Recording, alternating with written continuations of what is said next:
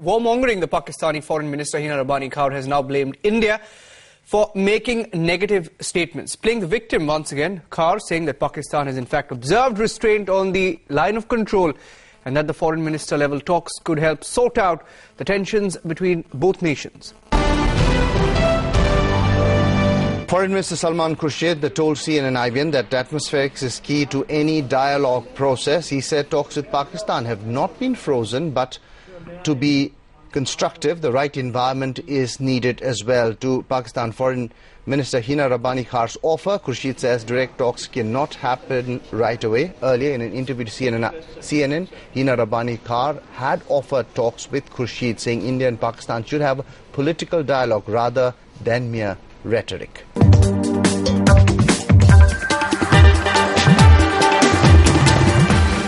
Sources say Foreign Minister Salman Khurshid will consult the Prime Minister, but the discussion might not take place at the ministerial level as of now.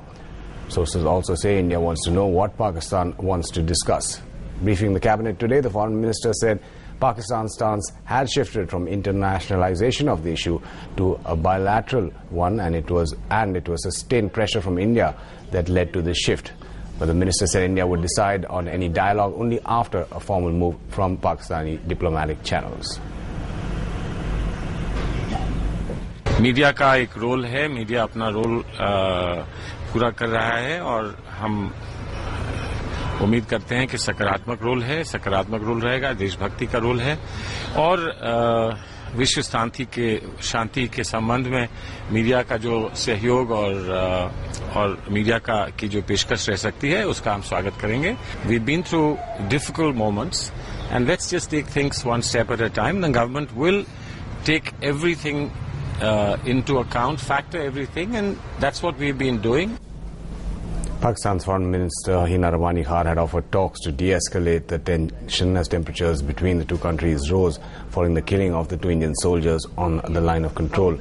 A statement came as tension increased, and one of the bodies of the soldiers was decapitated. India also deferred the visa on arrival policy for Pakistani nationals over 65 years. India and Pakistan agreed to de-escalate the situation along the LOC, and the Directors General of Military Operations of both countries spoke to each other. Let me tell you what we believe and what we will persevere, and I think this shows the strength of a democracy and the perseverance of a democracy and the single-mindedness of purpose on pursuing this track of building on the peace that this democracy brings to the table.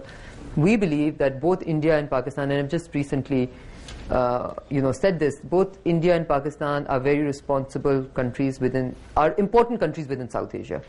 As they are important countries, they must also show very responsible behavior and must show their complete commitment to pursuing a normalization of relation and, peaceful coexistence, for heaven's sake. Like, we are two countries which have spent 60 years in a narrative of hostility, and I take the blame for that. I'm not saying India has spent 60 years, I'm saying both the countries have very effectively spent 60 years in developing hostile narratives. And is this what you want to be key to your next generations? We say no.